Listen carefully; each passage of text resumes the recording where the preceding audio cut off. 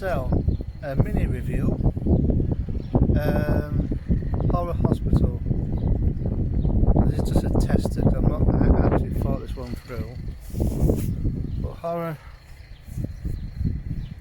Horror Hospital. For me, it's when I didn't know and I didn't realise that Horror Hospital is actually like a bordering on a comedy, like sending up the horror genre, and I only really found this out through getting the remastered version of Horror Hospital, and on there's an interview with Robin Asquith, and he received the script. He knew it was Richard Gordon, and he realised what it was all about. It's a comedy, not to be taken really seriously. And I had my original version of any of these. It was a red case with a white background and showing a knife and that. And so when I had the chance, I ordered the remastered version, which includes a nice little documentary about the making of, featuring crew. There's a separate interview with Robin Asquith, and I've also found out that the locations are fairly easy to be found. Oh, really? Yeah. Brilliant. Right, yeah, so Horror Hospital, take 2, in the grounds of St Oswald's Church near the village of West Butterwick and Althorpe.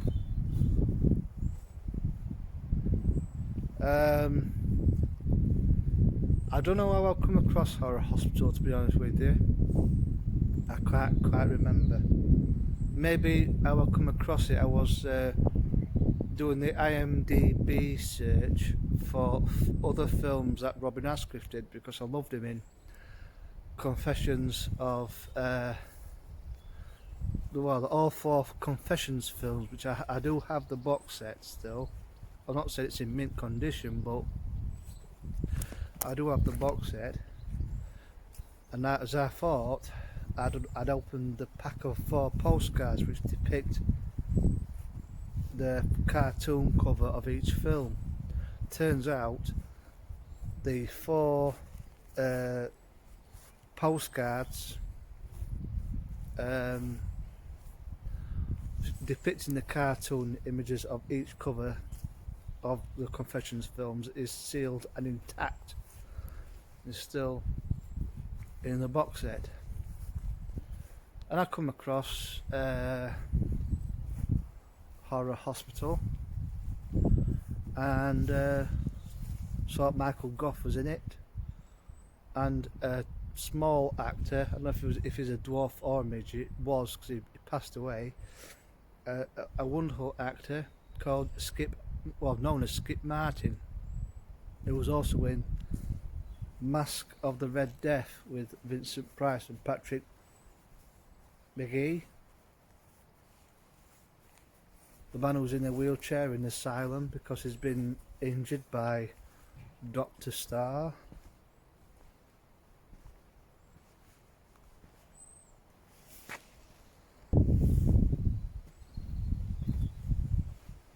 It's nice here. The first time I've been here to St Oswald's Parish Church in Althorpe, or near Althorpe and West Butterwick. It's just a breeze. It's lovely. Mary Ann Cranage, daughter of Francis and Elizabeth Belton of Burringham, who died 19th of September 1850, aged 24 years. It's not an age, that.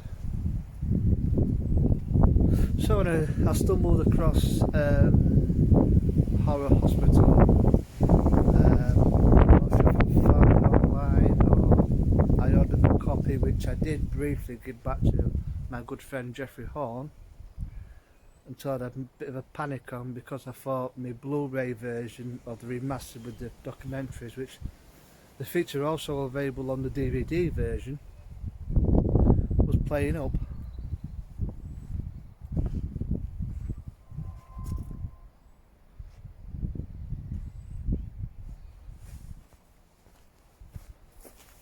I had it. Well, I'd done as a separate video, but it turns out it wasn't the Blu-ray disc. But thankfully, you know, I watched the remastered version, and yeah, it's still good as. Well, personally, I couldn't tell the difference. But when I realized got myself a new Blu-ray player, well, Blu-ray and DVD player, I watched the film again, and I watched it many times. Like I said in part one, I didn't realise that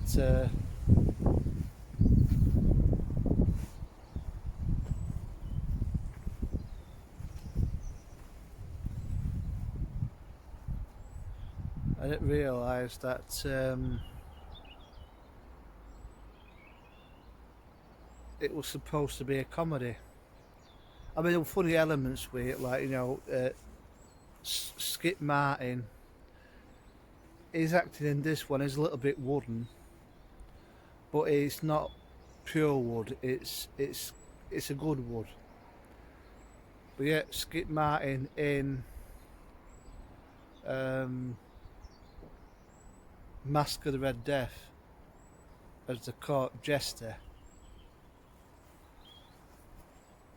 is just acting perfection. But I'm kind of trying to concentrate on Horror Hospital, which is it's a must see. I mean, Robin Asquith can turn his hand to anything, and